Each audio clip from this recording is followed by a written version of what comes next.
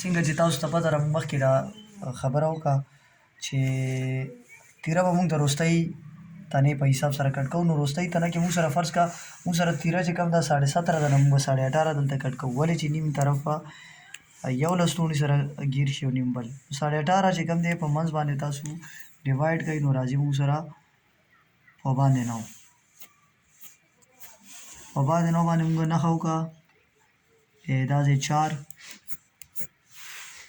دا ځای 3 او دا ځای چې کوم دی مونږ سره 5 3 5 4 نه خیر لږ کم هم کټ کولی شي، په کم 4 هم کټ کولی شي. او دا دی 2.5 انچ نه یو سوتره سیوا.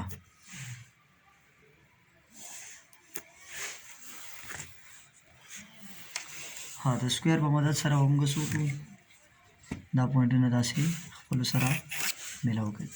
ښه اوس تاسو وایي چې دا ځای به څومره کټ کوو، نو دا تاسو په تنه کې هم لومبی چیک کولی شئ. د دې اسانه طریقه دا ده چې تنه راواله او په تنه کې چې کوم دی دا ناپ کا، نو دا به ستا دا ځای بلکل پرفیکټ راځي.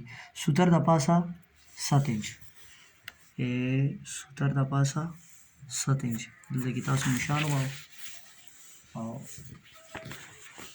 دا چې کوم دی داسې کټ کړئ.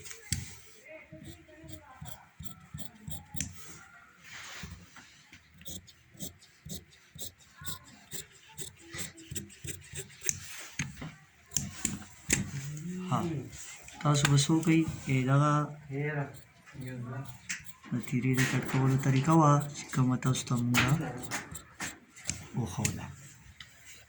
ها څنګه چې تاسو په لومبنۍ تنه کې دا دویمې تنه کې لږ غونته کې شیپ ورکړی، دویمه کې هم به د دغه رنګ کې لږ غونته شیپ دا جي تیره وه او تیرې چیک کولو طریقه دا ده اټس مین چې دا پرفیکټ ده.